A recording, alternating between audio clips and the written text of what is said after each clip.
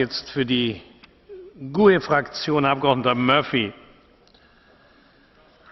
Thank you, President. Mr Barroso, Mr Van Rompuy, I have to say I marvel every time that you can keep a straight face when you say that our strategy is starting to work, when you talk about job-creating growth, when the strategy that you are pursuing, which is an onslaught on people's living standards, an onslaught on society in Greece, has resulted in the highest level of unemployment across the EU since the introduction of the euro, 25 million people, when it's resulted in a contraction of the eurozone at the end of 2011, and when you want to institutionalise synchronised austerity right across Europe with your fiscal treaty, but at the same time you like to talk about growth.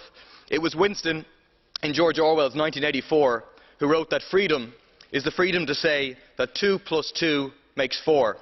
So let me say clearly that trying to meet the structural deficit targets under Article 3, trying to meet the debt reduction targets under Article 4 of this treaty, equals savage austerity across Europe.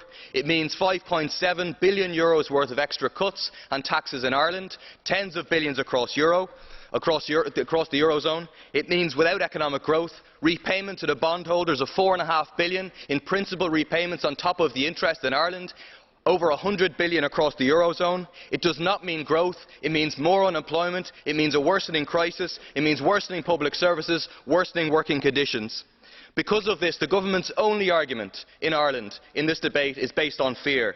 The centrepiece of their scaremongering is the clause which is inserted into the new ESM treaty, which says that only countries that sign up to this permanent austerity can access the ESM funds. So can I ask you a direct question for which I would like an answer? How did this blackmail clause come to be inserted into the new ESM treaty? Who proposed this blackmail clause? Did the Irish government raise any objection to the creation of a stick that is simply there to beat the Irish people with, to try and get us to vote for permanent austerity?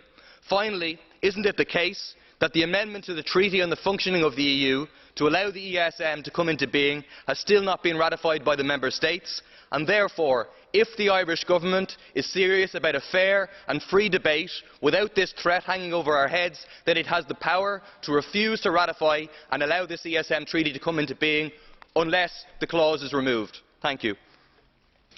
Vielen Dank. Herr Murphy, das Wort hat jetzt für die EFD-Fraktion Abgeordneter Farage.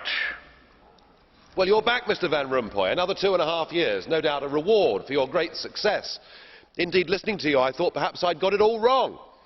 You talked about how positive the last Council meeting had been, that we've reached the turning point, that everything's going swimmingly, and